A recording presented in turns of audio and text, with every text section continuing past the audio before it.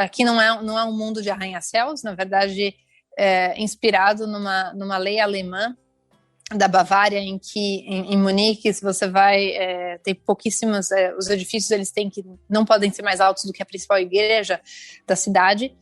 Quando o sultão antigo de Omã, o que faleceu no ano passado, foi uma vez para a Bavária, parece que ele queria construir um palácio, alguma coisa assim, e falaram que ele não podia construir na altura que ele queria porque tinha essa lei. Ele resolveu que ele ia adotar a mesma lei aqui, então você não pode ter nenhum prédio que seja maior do que o minaré da mesquita principal aqui de Mascate. Então faz com que a cidade seja bem, bem plana, assim, geralmente os prédios têm no máximo 6 andares, então não é uma coisa tipo arranha-céu como se fosse Dubai, mas de qualquer maneira a vida não é feita para ser feita a pé, todo mundo vai de carro para um lado e para o outro, e como eu disse antes, né, é um país bastante seguro, então quando você vai no mercado, principalmente num dia quente assim, não é tão incomum se ver carros que estão estacionados no estacionamento do mercado e estão funcionando porque eles não querem desligar o ar-condicionado, então eles deixam o carro com a chave na ignição, carro funcionando, ar-condicionado ligado enquanto eles vão fazer as compras para na hora que conseguir voltar, não tá um calor muito grande dentro do carro. Mas tirando isso, muitas estão, a vida é aquela coisa assim de se fazer encontros em hotéis. Antes da pandemia, é claro que existia uma vida social bastante agitada, principalmente, né, no período depois do trabalho. Então, com recepções, eventos em hotéis, embaixadas e tudo mais. Hoje em dia, isso já não acontece mais, mas mesmo quando existia essa vida social, ela geralmente acontecia no inverno, mais do que no verão, porque no verão mesmo, os árabes vão para a Europa. Ninguém fica aqui no verão. Tem essa migração, então, aí das pessoas que são daí de fato, nessa época. Sim. Tem muitas datas, né, Cláudia, que é preciso, assim, a pessoa que quer fazer algum comércio também com os árabes tem que ficar atento a essas datas, né? Agora, por exemplo, essa semana que você tá aí é feriado, tem os feriados religiosos, né, que realmente as coisas mudam bastante, isso impacta bastante em relação às empresas, ao dia a dia, né? Sim, Ramadã, por exemplo, depende do país em que você está. Nos Emirados, por exemplo, todo mundo trabalha só 6 horas por dia. No caso de Omã, os estrangeiros trabalham as mesmas horas, mas não os estrangeiros, mas os não muçulmanos trabalham as mesmas horas, as 8 horas diárias, mas os muçulmanos trabalham as 6 horas, porque eles estão fazendo jejum. Então, claro que a produtividade, na verdade, da empresa, eu diria, eu não acho que caia tanto, mas a carga de trabalho para os não muçulmanos acaba ficando um pouco mais pesada, porque tem que compensar o fato de que os muçulmanos estão trabalhando menos horas. Mas o ambiente de negócios em geral meio que esfria muito durante o Ramadã, porque todos vamos supor, os clientes que querem decidir, às vezes, começar um projeto, etc e tal, na primeira semana de Ramadã ainda dá para fazer reuniões e conversar alguma coisa mais séria, mas segunda, terceira e principalmente quarta semana, eles até tentam, eles falam, vamos fazer uma reunião, mas você percebe que as pessoas estão cansadas, né? Porque não é só a questão, e essa é uma coisa que quando você vive no lugar você consegue entender, não é simplesmente a questão do jejum. Um muçulmano vivendo na Europa ou no Brasil mesmo, ele vai fazer o jejum e ele talvez não fique tão impactado como uma pessoa morando num país muçulmano, porque aqui você tem toda a questão social. Então, eles têm a questão do jejum durante o dia, mas tem um grande componente que eles não conseguem dormir à noite, porque eles quebram o jejum, aí você come alguma coisinha bem pequena na hora que quebra o jejum e você vai fazer as preces, volta das preces, aí tem o iftar, que é o banquete da noite, então geralmente junta a família e cada dia eles vão na casa de algum membro da família fazer o iftar, depois eles voltam, aí conversa com a família e coisa e tal, aí vai chegando lá perto da meia-noite, tem a próxima prece que tem que fazer, aí depois da próxima prece, como eles já não podem mais comer depois que o sol levantar, aí vem uma coisa chamada suhur, que é como se fosse um café da manhã mais adiantado. Então, ou eles dormem um pouquinho entre a prece e o suhur, mas lá pelas 3 da manhã, mais ou menos, vamos por uma das preces perto da meia-noite, perto das 3 da manhã eles já têm que fazer o suhur, para ter alguma coisa no estômago, para quando o sol nascer. Na hora que o sol nasce, tem a próxima prece. E aí, talvez eles podem dormir entre, sei lá, 5 da manhã e 7, porque daí tem que trabalhar. E geralmente eles tendem a ir para o trabalho cedo, porque eles também querem sair do trabalho mais cedo. Então, muita gente chega aí para o trabalho cerca de 8 da manhã para 2 da tarde já poder estar indo embora. Então, você tem essa dinâmica de sono picado, que depois de um mês inteiro, claro que afeta, né, as pessoas. Então, mesmo que, assim, eu faço jejum intermitente normalmente já, então assim, eu como basicamente muito pouco durante o dia, mas o lado pesado do Ramadã não é simplesmente a questão de não comer, é a questão de você não conseguir dormir, porque você tem as questões sociais, você tem as pessoas da família, você tem as preces, você tem... Então, tem toda uma outra dinâmica que só quem é realmente muçulmano consegue entender o impacto que isso tem. Com certeza. Ou quem mora como você, né, que já consegue estar um pouco mais no dia a dia dessas pessoas, eu acho que você tem outro olhar realmente, né? E é interessante para quem está aqui no Brasil pensar nesse outro lado, que eu acho que é uma coisa que é mesmo menos falada, né? A questão durante as noites, o período de sono. É o cotidiano das pessoas muçulmanas muda como um todo, né, nesse período. Interessante, muito Sim. bom você ter tocado nesse ponto. Inclusive as lojas, mercados, tudo fica aberto até meia-noite.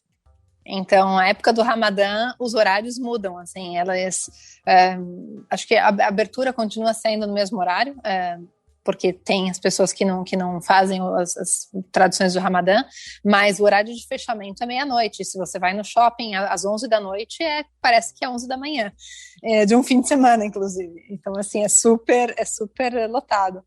Isso que é interessante. Assim, mesmo que eu tenha essa perspectiva, mas assim, nunca, por mais que eu já tenha feito algumas vezes de ir fazer o iftar, que é o jantar, né, na casa de muçulmanos e tudo mais, eu nunca cheguei a fazer as 24 horas, e muito menos as 24 horas vezes 30 dias, que deve ser realmente a maratona a experiência real. Isso eu nunca cheguei a fazer eu mesma, para ver qual que é o impacto em mim.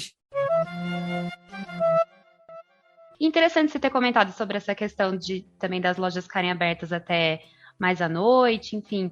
Eu sei que hoje em dia já existem muitos aplicativos também voltados para essas questões, aí falando um pouco mais, né, da religião islâmica, mas existem aplicativos, né, voltados para as necessidades desse público, e você entende muito de tecnologia, tá nesse mundo aí.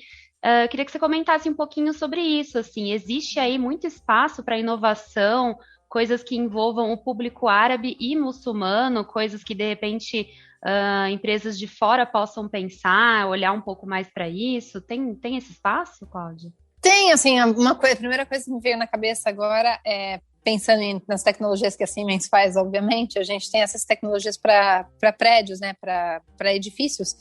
E então, por exemplo, controle de termostatos, essas coisas para regular a temperatura. E uma das nossas tecnologias é um específico para mesquitas. Então, é um termostato que, por exemplo, você sabe porque a hora das preces muçulmanas muda cada dia, né? Porque depende da posição do sol e tudo mais.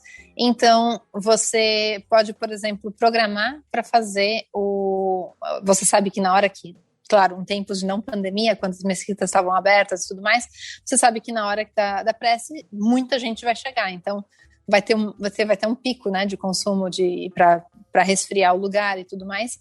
Então, você tem um tipo de termostato que já fica ajustado e todos os dias ele vai mudando a hora em que ele vai ter esse pico de resfriamento, justamente em função da hora das preces. E claro que durante o Ramadã isso também é importante, porque as pessoas vão na mesquita para fazer a prece da meia-noite, e às vezes a das 4 da manhã também. Então, você tem não é só a questão do pico para as preces do pôr do sol e do meio-dia, são todas elas, né? Então, ele é um termostato que está ligado ao calendário e ele sabe quando o Ramadã começa, quando acaba, quando são as preces e tudo mais. Muito legal, tudo conectado, né? E, enfim, tem essa questão das tecnologias para ambientes fechados. E eu fiquei pensando até nessa parte do deslocamento, né?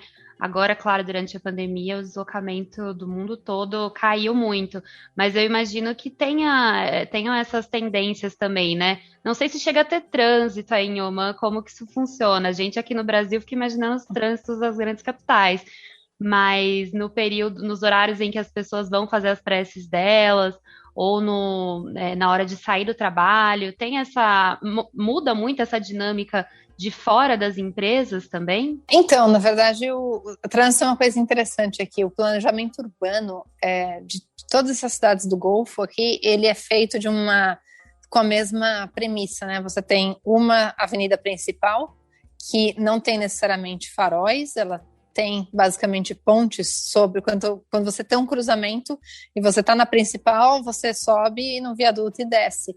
Então você consegue, na verdade, o limite de velocidade é 100 km por hora ou 120, mesmo no meio da cidade.